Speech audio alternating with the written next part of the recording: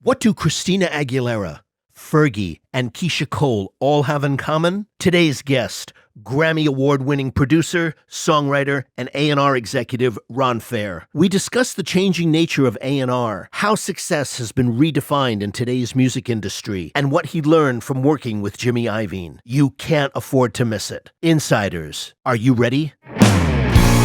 Welcome to MUBUTV's Music Business Insider Podcast, where our mission is to educate, empower, and engage artists and music business professionals who are dedicated to having a successful career in the new music industry. Here are your hosts, Ritch, Esra, and Eric Knight.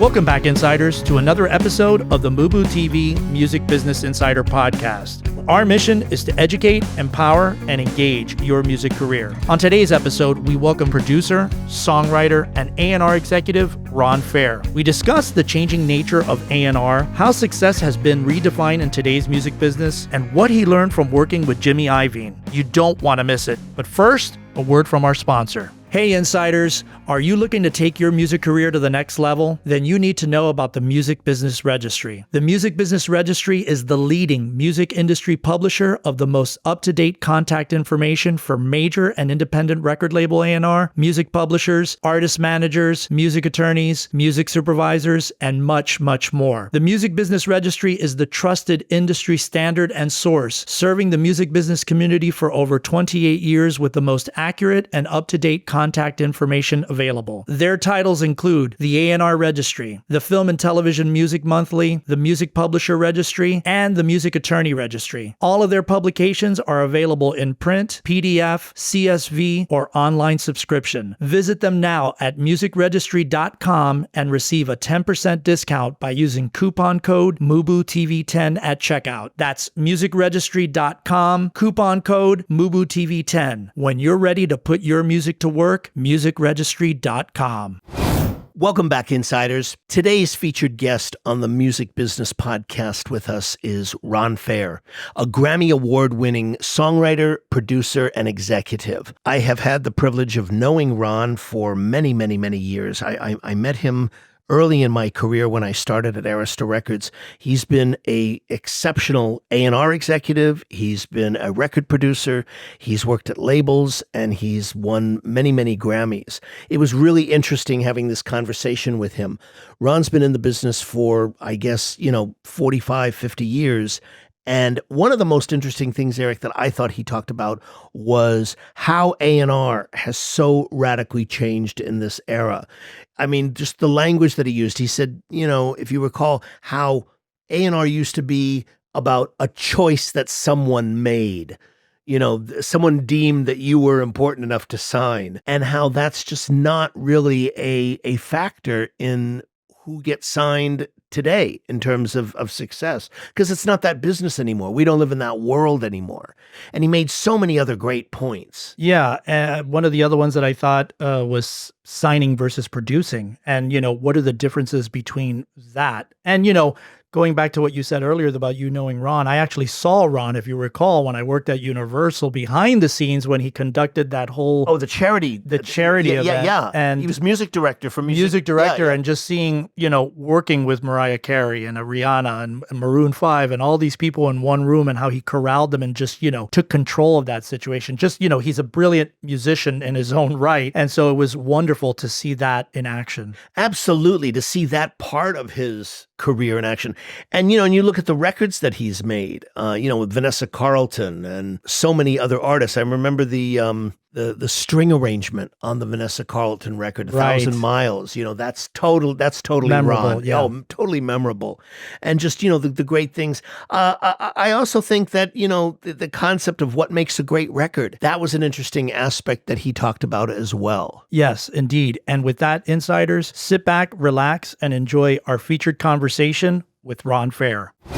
Ron, welcome. Thank you, Rich. Good to see you. Good to see you. I'm so glad that you're here. It's been a while. Yeah. MUSExpo, I sort of did a lot of panels and worked in the convention space in the music industry for a lot of my career, and then it kind of went away. I haven't moderated a panel for maybe 5 or 6 years. That's right. We haven't seen it. I'm looking forward to it. It'll be exciting. We have a good group, that's for sure. Absolutely. Yeah. I want to start this out by asking, I know your background was in music, but growing up, but did you always know that the music business was going to be your professional career path? The role models that I kind of looked to for inspiration were always the fellows that were staff producers at record companies. And coming up in I'm timing myself, but I started in 1977. So this is a multi-decade saga for me. And in those days, A&R and record production were very much merged. Yes. And so there were guys like Ted Templeman and Russ Titleman and Lenny Waronker and Arif Martin and Jerry Wexler and Tom Dowd and people that were A&R people that signed talent, also made the records. And those were all my idols. And so it seemed logical to me to, if I made the discovery of an artist, to have a musical vision for it and to see it through all the way from the studio to the boardroom to the public. So I did it that way for many, many years. Hi, Ron. This is Eric. Thank you so much sir. for joining us. Yeah, I wanted to ask you, do you think that we're in a healthy period in the music industry today?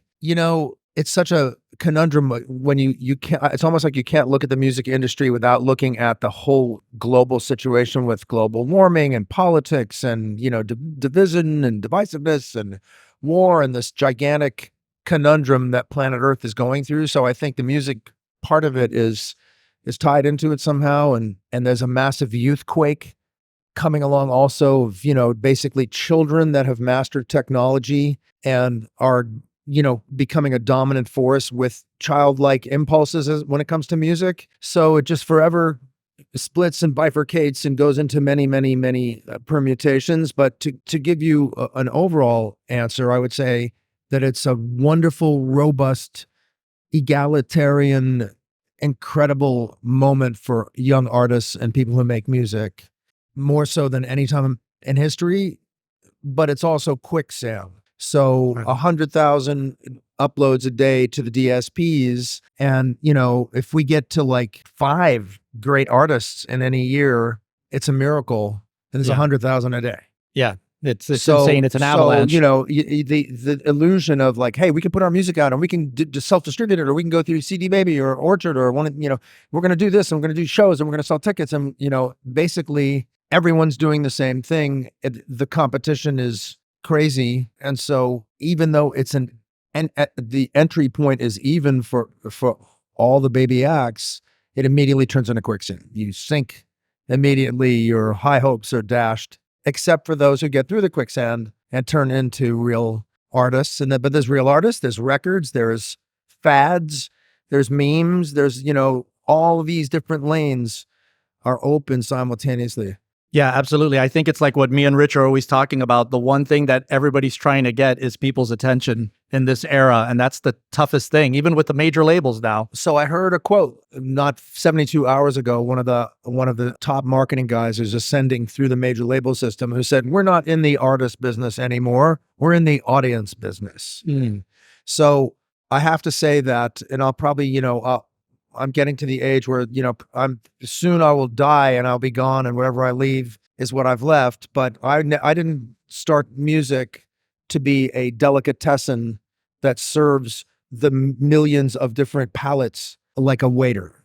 That's, I'm not in the audience business. So if that's where the music industry is today and that's how it has to survive, so be it. But I'm in the other business. I'm in the food and nutrition business. What I do is I make the food. The food is the artist, the song, the sound, the music itself. That's the part that people consume. That's the part that touches people's lives. That's the part that the world ticks to. It's the actual nutrition part of the music equation. So the audience, that's going to be somebody else's job, not mine. Yeah, it's an interesting way to put it. Yeah.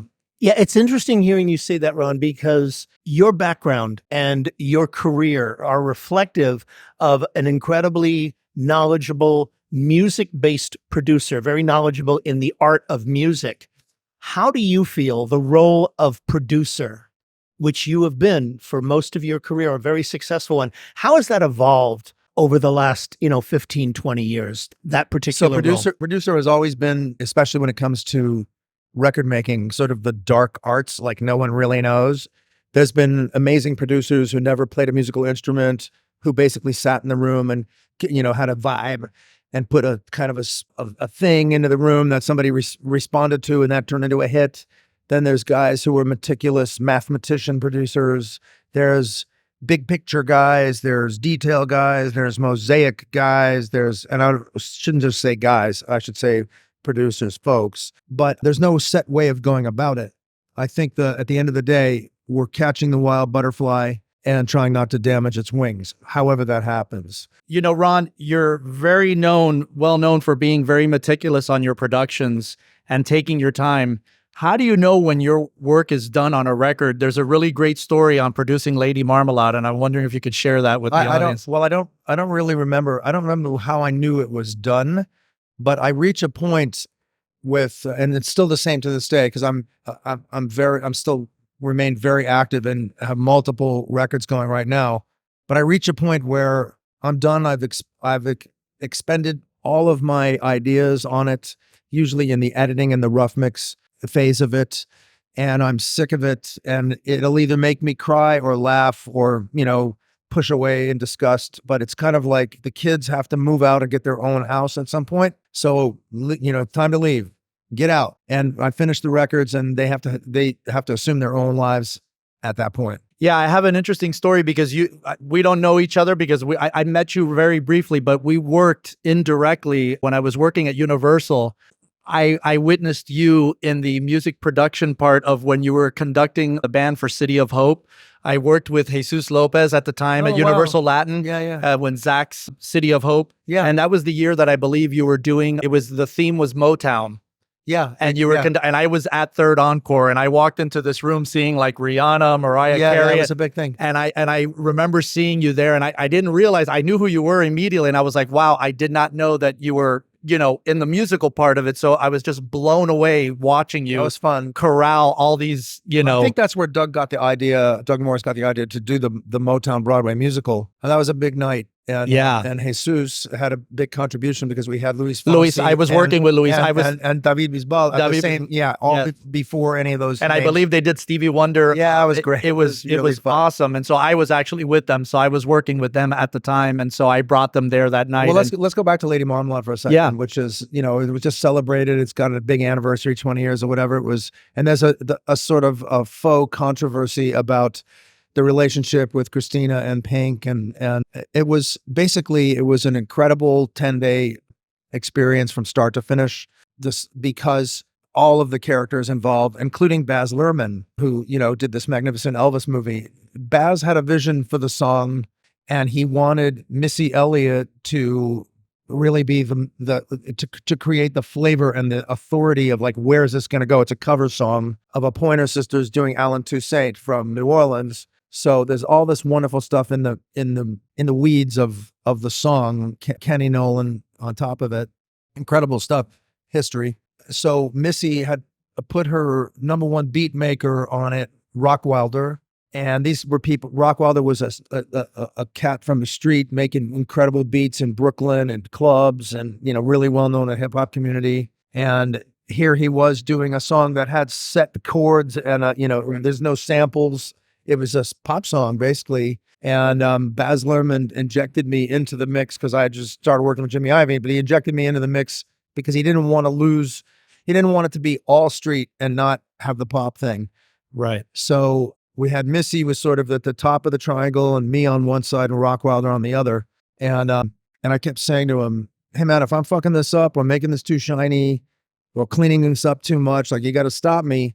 He's like, no, man, this is great. I will, but no, this is great. Because I was polishing what he had, but keeping it honest to his vision. And then it was an amazing few nights of watching Christina and Pink and Maya and Little Kim all do their thing, but they never sang together. There was only the first night where they'd ever in the same room at the same time. And surprisingly, Maya was the person who laid down all the grooves for the chorus. So she was like an incredible studio animal, loved the process. So she was in there, voulez-vous, because she put the pocket down on the background on the hook. Right. And everybody matched Maya's timing, which was super fun. Anyway, it just took, the record had a life of its own. It was several days, and we kept sending it back and forth to Missy for her to keep giving input. And it just, it just turned into this. We did it at Enterprise Studios in Burbank, actually. Here we are in Burbank. And Dave Pensato mixed it. And it was like a miracle, like any of these hit records are. It just took on a life of its own. Yeah. And it was a #1 record for 5 weeks, #1 around the world. And people actually thought that Christina, Pink, Maya, Little Kim were in the movie Moulin Rouge, which is what it was done for. Right. Yeah, just on a technical point, because the ad-lib construction of the record was done with them all singing separately. It was the first time that I utilized this technique where I took everybody's ad-libs. Each girl had sung down the whole track and sang ad-libs over the entire thing, and I extracted them and attached them to a key on a keyboard, and then I made a composition of the ad-libs and played them in as if they sang it that way, and then they learned it. But it was a way of getting the best of the best ad-lib, putting it in the right spot, having them be a branch and a tree with a branch with a blossom. And the ad-lib scheme on Lady Marmalade is sensational. It was done all in post. Wow. So they did everything separately. Yeah. All their, Other than the first night, yeah. wow. We have a lot of stories. So, and it's always, it's always fun when you're doing a cover song, because you get to tip your hat Right. to the wonderful people who came before you. In this case, Alan Toussaint and the Pointer Sisters and LaBelle. Kenny Nolan. Yeah. Yeah. Yeah. It's interesting listening to you when you speak about, when that a record is done. It reminds me of that great Truffaut quote about that. He said, art is never complete. It's just merely abandoned. Well, so while we're in the weeds on that, so supposedly the greatest film of all time that they teach in film school, Citizen Kane. Yeah. They Yes. took the movie away from Orson Welles because he was never going to finish it. And so the version that's out is the so-called fucked up studio version, because Orson Welles never finished it. Yeah. Exactly. Now, you've made hundreds of records in your If career. not thousands. If yeah. not thousands. What, and I know this is a nebulous question, but what makes a great record in your mind, whether it's your own or someone else's? What are the ingredients, or is it all individual? So there's a few caveats. There's not every great song turns into a great record. Not every great record is of a great song. Mm-hmm. There's records that you could say these are shit, but they're fabulous on a musical level. It's not music school. There's no scorecard of like avenging angel of, musical worthiness. It's just such a sliding scale. So I think probably the most important thing for me in a record is, is it fun? Is it emotional? Does it touch me in any way? Does it penetrate the screen and reach my heart somehow? And that's just me. Like my 11-year-old, it'll be a different thing that reaches him than reaches me. Something has to come through the sound and grab you somehow, or it doesn't work. Insipid catchiness or great beauty or a thoughtful lyric, like something has to come out of what you're hearing and transfer into emotion and connection. I want to talk about your A&R career. And when you're signing artists, when you were signing artists to labels, I mean, you were A&R at RCA, you were A&R at Interscope. What specific things needed to be present for you to say yes? And the next part of that is, has your criteria evolved on that over time? Very good question, because that's really going to be the topic of today's panel. But, I've done it a few times where I've been in the presence of tremendous greatness, and you dream of the Aretha moment or the Beatles moment, or when that amazing things, or like a Chris Stapleton moment, like the moment of, aha, this is absolute genius. This is going to change the world. This person is Sinatra, is Barbra Streisand, is Smokey Robinson. Like, you dream that would only happen to you if you're an A&R executive. And I've been lucky enough that in the few times when I had the badge and the gun and the authority, something of that quality walked in front of me. Of course, notably Christina Aguilera. Meeting her at age 16, she was every bit of the incredible recording force, albeit less experienced at 16 as she is today. So it was like, for me, it was always chops. Like, are they any good at what they're doing? Which is kind of a curse, because I'm a musical snob, where for people like me, it was like, you had to play, you had to sing, you had to do the thing you had to do. And it wasn't just the coolness factor. But there's lots of artists and lots of hits came along because of they were incredibly cool, but maybe not the best musician, not the best singer. But for me, being a snob, it was like, okay, they got to be, for me to sign on, it was always like, something's got to be great. So the young Christina Aguilera walks in front of you. She's fucking great. It's like, there it is. She has the chops. She has a facility. But also artists are like, it's a little bit like landscaping. They're like trees, or they're living things. So the theory is and in those days we had you could find an artist that had a line around the block, and that would maybe be analogous to TikTok or the socials that are happening now and how artists are reviewed today. But most artists were just starting out with nothing. And it was just, you believed or you didn't believe. And so the only thing was that when I talk about them being like trees, I mean, a young artist gets planted in an environment where they're allowed to grow, and there's water and sunlight and earth and nutrition and minerals, and some of them turn into mighty oaks and turn into, trees that last forever and bloom and blossom, and others don't. But the thing is to recognize this person has the ability to grow, because we were always looking at what's going to happen after this hit. Is it going to be 2 hits? Is it going to be 10 hits? It's going to be career? What is it? What is it that we're growing? So and that's a leap of faith, and it's also a musical analysis, and it's a diagnostic thing. How much can this new person I just discovered out of their bedroom grow? And so I always look for telltale signs. I have an artist right now that I feel really strongly about. Tony Evans Jr. He's in the country space. I knew him 3 years ago, and and then a year later, his growth was so substantial that I got to grab it. We just did our television debut on Tamron Hall last Thursday. His EP just came out. He's kind of part Glenn Campbell, part Barry White, part unique. Plays guitar, finger picks, gorgeous looking guy from Atlanta. So here I am at this stage in my life, still doing the thing that I always did, Ritch, when we knew each other, which is believing. So at the core of signing artists and musical discovery is this very basic thing, believing. And it's preposterous. Like, you just believe this is going to be something, or it's going to make a difference. Now, with TikTok in there to confuse you, you don't have to really believe, because you can see numbers, whatever those numbers mean, and there's different analysis of the numbers. But the basic thing at the beginning, which is like when Justin Timberlake put Chris Stapleton on that television show, it's because he believed that it was going to translate, and it created, Chris Stapleton had been around forever. And he, through that belief, turned into one of the most important artists in history. Yeah, absolutely. I mean, it's what's fascinating about listening to your answer on this is that, coming from an A&R background myself, A&R was always, as you said, a faith-based business. Yeah. The A&R person or the executive had faith. Jerry Wexler, Ahmed, whoever, Barry Gordy, had faith in the artists that they were signing, but also they had faith on a business sense that there was a market and an audience for those people out there. Now, the reality is, historically, they were right 10 to 15% of the time. But in that world, that was enough. That's what produced all of these great talents.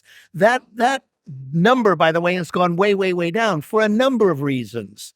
But it is fascinating because it is that faith, regardless of how much TikTok and whatever, that ultimately signs an artist today. There's an element of, I don't know the words in Yiddish. My grandmother used to say them, but I know the translation, which is, there's a lid for every pot.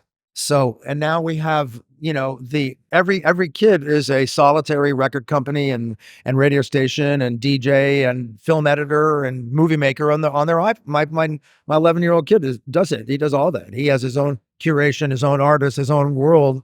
And so he has his own pot, and he finds the stuff he loves, and then occasionally be like, "Hey, Daddy, listen to this."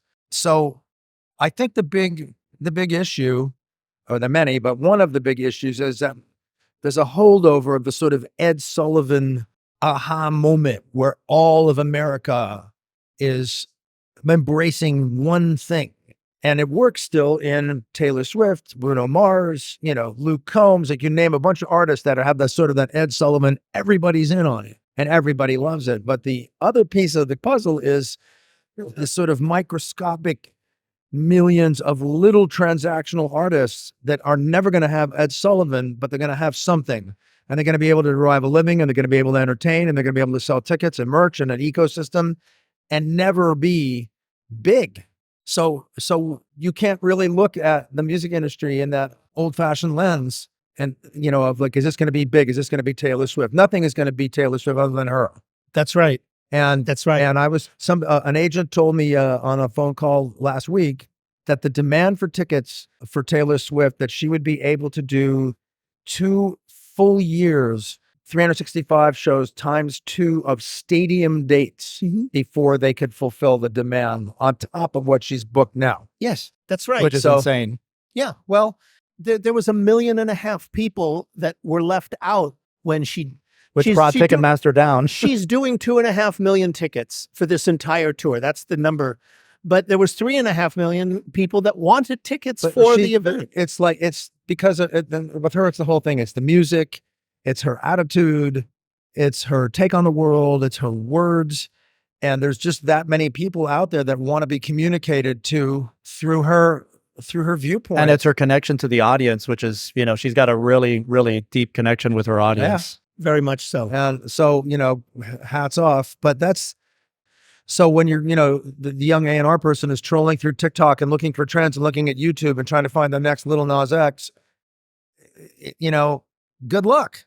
You may find it, it may be popping up out of, Rhode Island, but maybe not.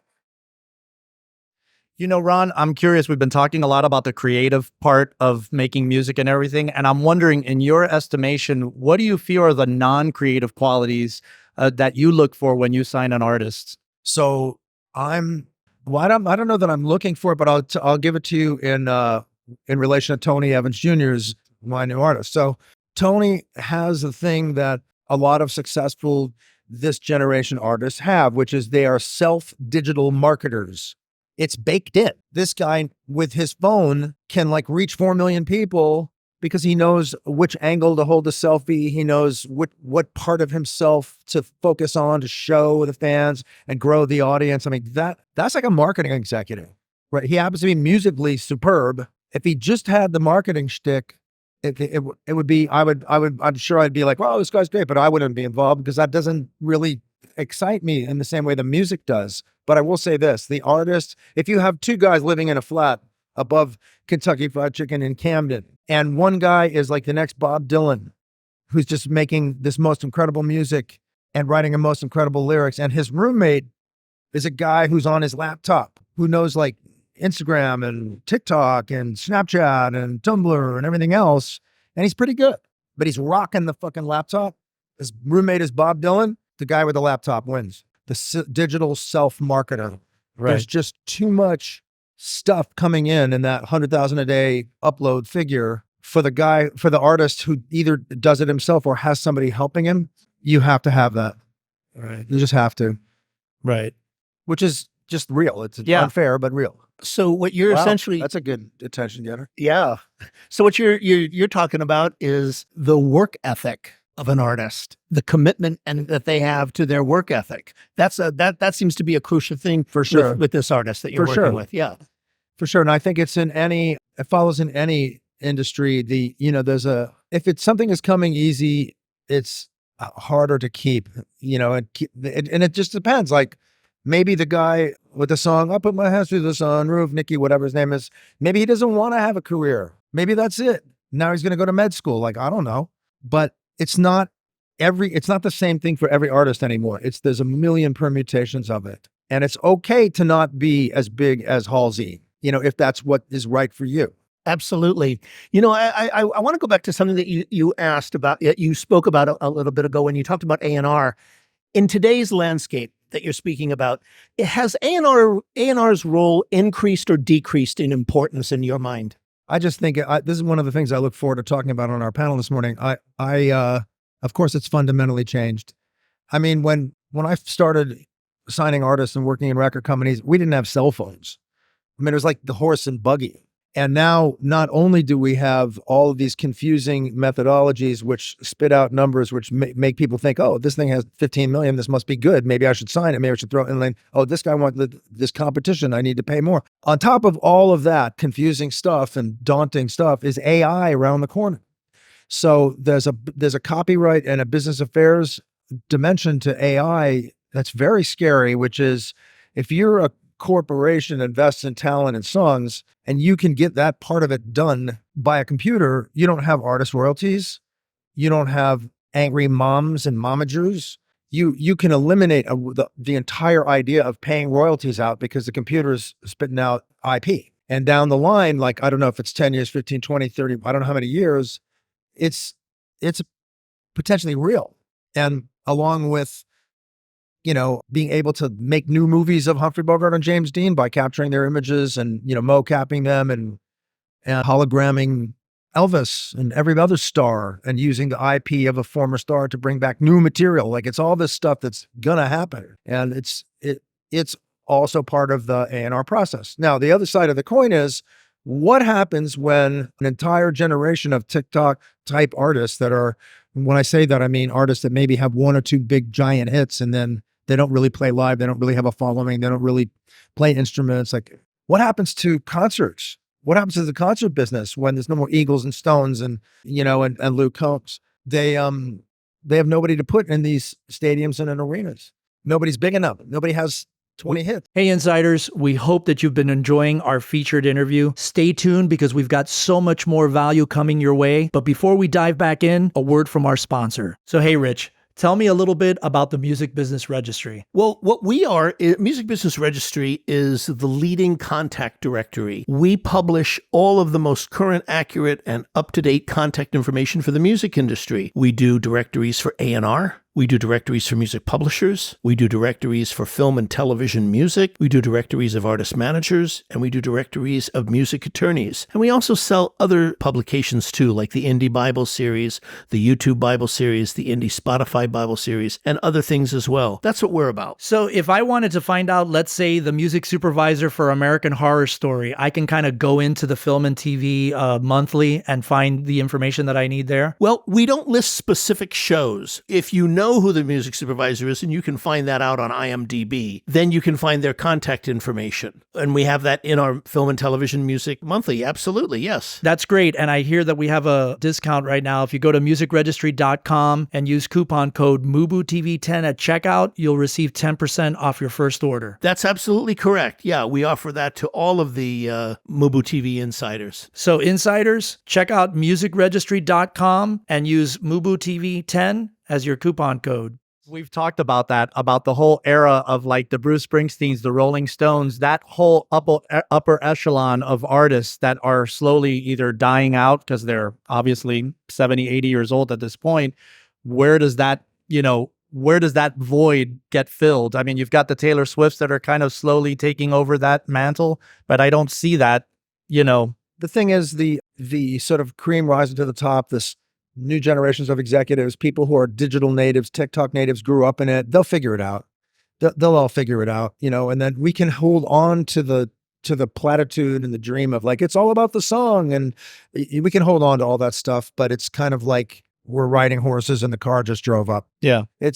There's a gigantic shove that's taking place in all forms, including, by the way, when a movie like Everything Everywhere All at Once can win those kind of awards. There's a giant shove to like new thinking, new entertainment, unseen horizons of the way things are presented, Web3, metaverse, AI. VR, this shit is the VR, hologram concerts in your living room. Like when there's enough toxins in the air that you can't leave your house because of war between countries and bombs and shit, and you just want to, watch a concert and you can't leave home, you'll have a hologram concert, where you're in the band. Maybe it's even Tom Petty playing new songs that AI has composed out of Tom Petty's brain that is synthetic. Like all of this stuff I'm saying, like this is very real. Oh, it's happening as we speak. This stuff is, and I think that's where it's going to go. Concerts and stuff are going to be, the experience is going to be VR. I think that's where it's going to go to. So that whole idea of filling up stadiums and all that stuff will probably be a thing of the past. It won't be safe. Right. Yeah, it's very true. Yeah. I wanted to ask you, Ron, you're on record saying that if a talented artist doesn't have an informed, talented, good person of a manager, they have no chance. Can you expand on why you feel that this is such an important factor in an artist's career? Well, I'd like to be dramatic, so the no chance thing, I don't know. But the thing is, it's a competitive environment, making music, making records and putting them out. And so it's like boxing. You have a boxer who's throwing the punches, and you have a corner man, and you have a cut man. So like there's people in your corner who are helping you see through the moment, make decisions, navigate decisions that maybe are beyond you. You know, things like, does an artist really know ticket pricing? Like, do they know that? Like, there's so many dimensions in the food chain. I think it's a combination of artist, of boxer and corner man. Absolutely. It's a great analogy to look at it. Yeah. And from that perspective. I want to go back to your A&R work. You've been a very successful A&R man. You've signed a lot of very, very successful acts. And I'm curious, from your point of view as a creative music guy, were the things that you signed in terms of your criteria, are they the same things that you looked for or that you want in a record that you're going to produce rather than an artist you're going to sign? Do you know what I'm asking? I'm saying, like, you know, you have produced records of people that you haven't signed. You've been asked to produce a record. I'm trying to get the analogy between the two for you. So I don't know that there's truth in this, but it sure feels like all of my big successes in my career, God bless, have been with artists that I originate. Yes, Christina Aguilera, Keisha Cole, Pussycat Dolls. Yeah, well, you know, I did have a few hits with artists that I didn't sign. Right, like Mary J. Blige, to name one. That was a huge #1 hit, massive. But I don't know. There's nothing like being at the very, very beginning with an artist when they're not a lump of clay. They're not a lump of clay. Maybe a singer is a lump of clay, but not an artist. And to be there at the beginning and help mold it all and grow it, it's like building a city. So it's the most rewarding, the most fun. And for me, it's been the most successful when I started at the beginning. You know, during your career, Ron, you've built A&R team staffs at various labels. And for those in our audience who want to pursue a career as an A&R person or executive, what are the most important qualities for them to have to pursue that path today? So two of what I call RFU, which are people that I brought in and worked with, are on the panel today. Basically, I think that's Erica Coulter, who's Senior VP at Warner Records now, and Taylor Testa, who's Vice President of Publishing at Universal Music Group. I think with young executives, there's no clear path to how do you get these gigs. I mean, I guess if you walk in somehow, your mom knows a hairdresser, gets you an appointment, and you walk in with Jake, who's a fabulous new artist, and you bring it all the way home somehow. Well, then you get the reward, which is the A&R position, and then hopefully somebody trains you and teaches you, the dark arts of A&R.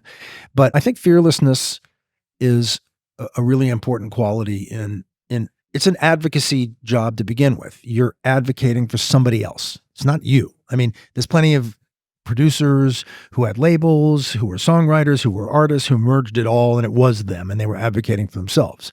But in my case, I'm not an artist. I'm a behind the scenes guy. So it's an advocacy job. And the fearlessness factor and the belief and not taking no for an answer, really critical pieces of character. Somebody has to have that. Absolutely. Because too many stories are like they were going to pass on. I mean, there's a great story about Tina Turner. Okay. Her A&R guy was John Carter. Yeah. And when you go back and you see the recent documentaries on Tina Turner and see her enormous impact on the world and how amazing she was, and the backstory with Ike and Tina Turner, blah, blah, blah. Tina Turner's like, I never even spoke about it in my life, but she's like Zeus. So there was an A&R guy who was in a meeting, and a president of a label said, we're going to drop Tina Turner. None of these demos are any good. What do we have her for? How old is she? And an A&R guy laid across the doorway and said, no one's coming in or out, and I'm not getting up unless you give her another chance. And he's passed away now. His name was John Carter. And then it turned into What's Love Got to Do with It, and one of the most successful superstar runs really of all time, because somebody believed. Right.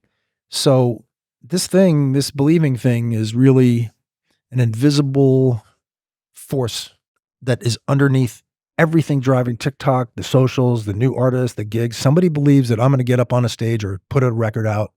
It's going to mean something. So it starts with that. It's very, very overlooked. We just saw that in the movie with Spinning Gold about Neil Bogart. How I can't wait to see it. Yeah, how much he believed and believed and believed. And right at the last moment, he says, you got to give me one more chance. And, that's when the floodgates open with Donna Summer. And Kiss and Parliament and on and on and on is just crazy story. They've been working on it for years. For years, and it's finally done. And yeah, that whole element of belief. And those artists did not break from their first get-go. You know, he didn't know how to get Love to Love You, Baby. Well, it had come out one time before and it didn't do anything. Didn't do anything. And Kiss's songs initially didn't do anything. And, you know, and this is a guy who had, you know, a lot of hits in the past with Buddha. And it is all about that element of belief that you're talking about, and the commitment and the drive. And another thing that we can't put in a bottle, which is luck, timing. Right. Luck. There is a lot of that. You know, there's there could be a bomb drop the day your record comes out and Earth is not able to focus on your little artist because other important shit happened. But yeah, it's kind of like living a whole life where your business plan is we're going to put a nickel in the slot machine and we're going to win. Yeah. That's not a plan. Right. You got to be crazy to even be sitting at this table after all these years. Exactly. Right. Ron, do you think today we have, in the music business, we have redefined what the definition of success is?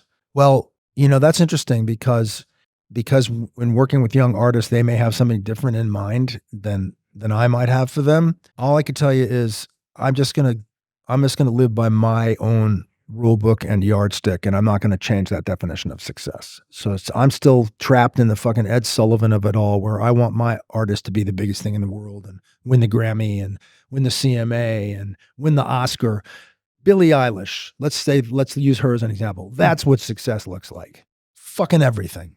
Tours, acting, Oscars, Grammys, hit records, multiple hit singles, cultural bellwether, influencer, fabulous character beyond our wildest dreams. Like, let's use her as an example for what success is in my mind. Okay. Now, I ask it because you had brought up a point which was very significant about the times of today, where you said there are, you know, many artists who may not reach the pinnacle of what Taylor Swift does in terms of her impact, but you said they put music out, they have careers, they make a living. That wasn't possible in a certain era. What you're right. And that's where that question comes from in terms of what you were talking about, because there are a lot of people. I mean, my students hip me to artists that are making seven figures who I've never heard of. One guy named Russ who sold out the Hollywood Bowl in September. And then I research him and I find out this is like one of the most successful independent hip hop artists in the last 6-7 years. Sold out. That's 18,900 seats at the Hollywood Bowl. And I'm like, where did this guy come from? No one's ever heard of him. And only half my students had heard of him. Well, it's such a big world that goes back to what my grandma said, there's a lid for every pot. And people are self-discoverers, self-journalists. They're on their own. I watch my wife every night, just scroll, looking, absorbing information, ideas, fashion, gossip, politics, info, entertainment, things like Russ can exist. And there's no middleman, there's no record company or radio station who said, this is good, you should listen. Right. Precisely. So harder to trap the giant Taylor Swift audience, if not impossible. I don't know that we'll ever see that happen again with a new act. Maybe it would be exciting. Ron, as an experienced producer, what are the specific factors an artist needs to be most aware of from a production perspective when making their debut recordings? Specific factors in a debut recording. So remember, if I was talking to an artist, I would say, what is the proposition? Is it, I'm this person who's saying this in this song this way, and I want you to hear me? Like, whatever is the thing, if it's the beat, if it's a groove record, like the basic thing is whatever you want people to hear, put it in their ear, mix it in a way, show it in a way that the thing that is going to make the difference is what people hear. Ron, you've had a great track record of picking songs that went on to become very, very big hits. And you once said something, I remember you said, hit songs pick themselves. Mm-hmm. Can you elaborate on that? So we used to be like, going back to, I hate to look at it through yesterday's lens, but like say a room full of record makers, some of which are giants in the industry today. And we would play a few different songs, play a few different records, or by a specific artist. And then the vibrations in the room, like everybody would want it to be like, this is the song right here. This is the song right here. Now check this out. This is the song right here. But in the meantime, the room is moving in a different body language to another song. So sometimes trying to will it into existence because you believe a certain thing is the wrong move. And you have to feel the vibrations around a song to choose properly. Yeah, that's so true. We talked to Michael Alago, who's an A&R guy, and he told that exact story around Tracy Chapman when they played the album for the first time to the staff in the meeting. And the staff wanted to go with Baby Let Me Hold You as the first single. And Michael was like, he ran to Bob Krasnow, who ran the label at the time. He said, you must make it Fast Car. It has to be Fast Car. But it was from what you were talking about before, that level of belief. That was going to be the introduction of that artist to the world. And it was interesting because you're talking sometimes about where one person's belief was the right call on something that actually became the thing that launched a career and was a very that's big why hit. That's why our business is still to this day so dynamic and so wonderful, which is there's no one way to do it. And I think a lot of major label executives have lost their jobs or soon will by just thinking that the numbers of TikTok are going to indicate what decision to make and viewing that as some kind of proof of something. It's like, do you remember what are they called? They had these little twirly things. Oh yeah, the spinning things that were like a fat. You have one of those. Yeah. I forget what they call, but I know what you're talking about. I forget, and even the fact that we forget what they called. There was a 3-month period where those things were selling for like $25 at gas station. Like everybody had to have a fidget spinner. They had to have a fidget spinner, and it was like something that you could never think of how would there be a world in the future without fidget spinners, right? Because it was so massive. And then guess what? Yeah, it just was a fad. Right. It was gone as quick as like it came. pet rock and many other fads. And music is like fashion, and it comes and goes, and it can move quickly. And it's other countries it moves even faster, like England, and things can be embraced massively very quickly and then rejected. And there's a business model for that and a plan for that. It's just not all the same all the time. And then there's great things that happen, like Miley Cyrus, who has been in and out of the public eye on that Hannah Montana level, but always an interesting character and kind of likes to make a statement to the world, like with Wrecking Ball, and then comes with a very conventional, wonderful pop song, and it's the biggest thing in the world, and it's fucking great. Yeah. And a massive hit. It doesn't reinvent the wheel at all, but guess what? It's fucking great. Yeah. And reconnects her to an audience. Yeah. Ron, you worked with one of the great executives, Jimmy Iovine, and I'm curious, what were the most important things that you learned from him? That's an entire encyclopedia. Jimmy Iovine is a giant. He's the greatest of them all. We've known some great record guys. Yeah. He's all I can say is, there's like a kind of a glossary of Jimmy's terms, but he would be a guy who the artist always came first, always, always, always. And he would also never be limited by his own musical taste. So we all have music, like coffee. Like I'm not gonna have black coffee. I don't like it. It's not my taste. I like cream and sugar in my coffee. So that limits me from the black coffee. This is just on the basic analogy. This is a man who was always able to put his own musical taste and limitations and be aware of them out of the way so that somebody with a new vision could come in and create new space. Tupac, 9 Inch Nails, No Doubt. Look at the first generation of Interscope. Eminem. Then, my generation was more Black Eyed Peas, Pussycat Dolls, Keisha Cole, Mary J. Blige. That was my generation. But Jimmy was a guy who always listened to the artist. He had amazing mentors, David Geffen and John Landau. He was able to assimilate their experience and their knowledge and their success and do it his own way and surround himself with immense talent and give everybody not only breathing room, but wings to fly. And he had great sayings along the way. I'll give you one. Don't get caught speeding. He used to say that. Hey, we got this plan. We got this single. We got this thing. We're going to do this thing. He's like, don't get caught speeding.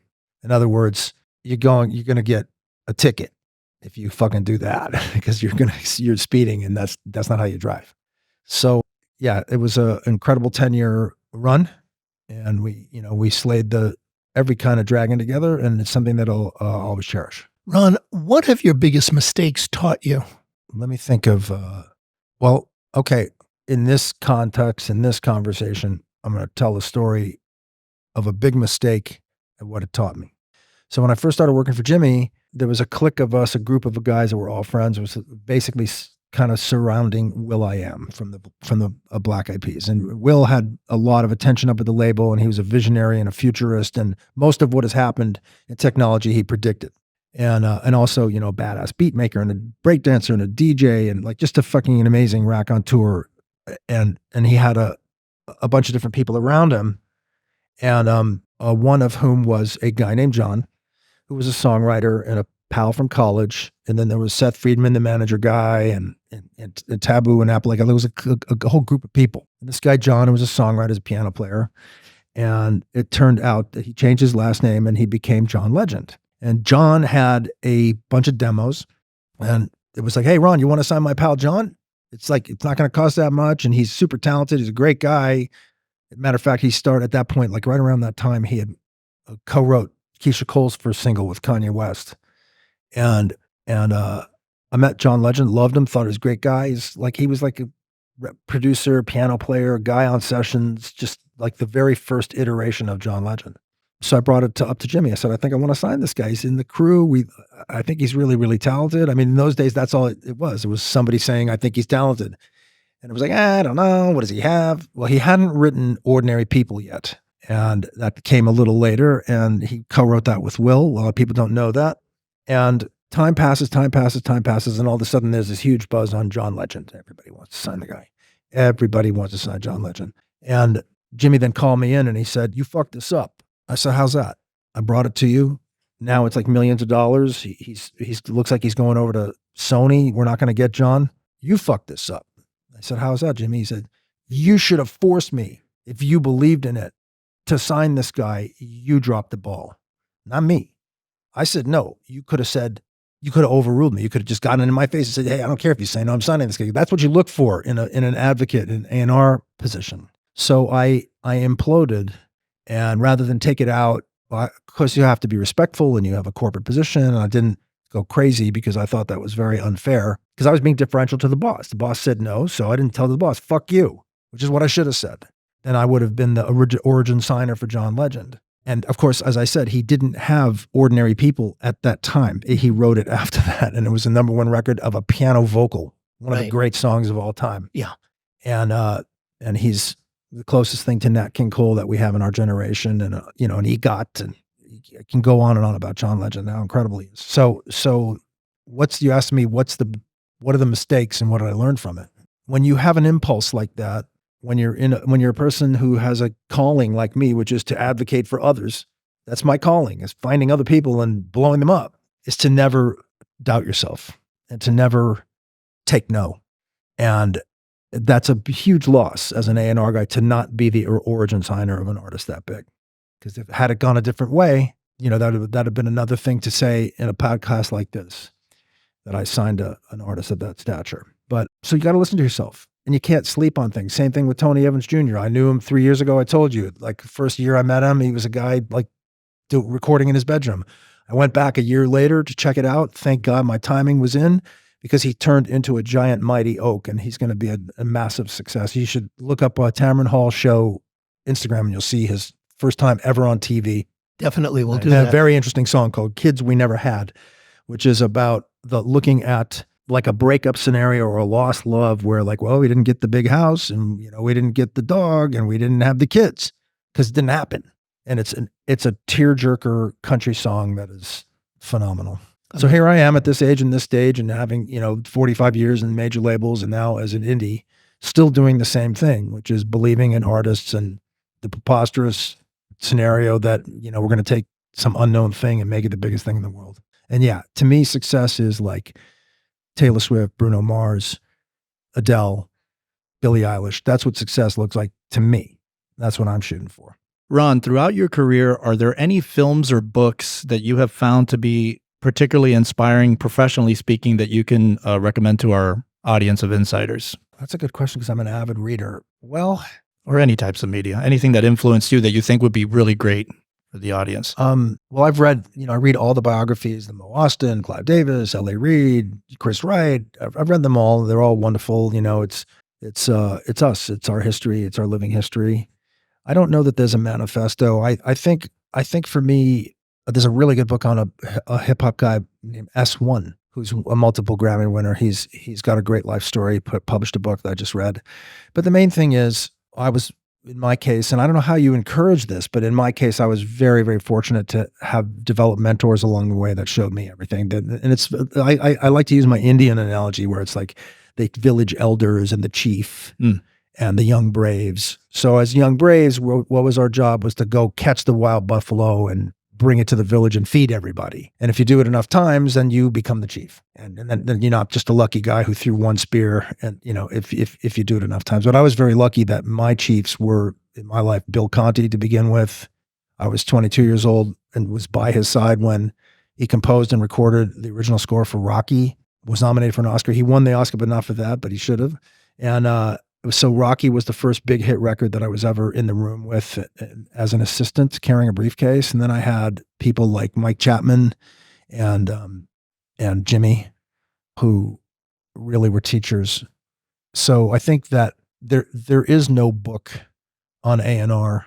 There's been a few. They're not good because it's A&R could be like you're getting your hair cut and the guy at the next chair is Bruno Mars. And so the main thing is open your eyes, open your ears, stay open, you know, and be willing. Ron, what advice do you have for artists who are committed to having a career, a professional career in music as a recording artist today?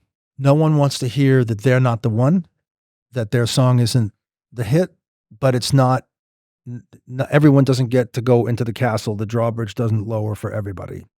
So perseverance is critical. Fearlessness is critical, but you also have to, you know, I'm not like the avenging music professor or the guy who's going to say, you're not talented enough. I would never say that to an artist, never have. But it's kind of like, it's a calling, it's a blessing. A young artist that doesn't have much going has more tools today than did in my era, which is easy entry into TikTok and Instagram and socials. So it's just like, believe in yourself, do your best work, stay honest, and look for mentors. Flipping that question around, what advice would you offer our audience of insiders who are pursuing a career on the business side of the music industry?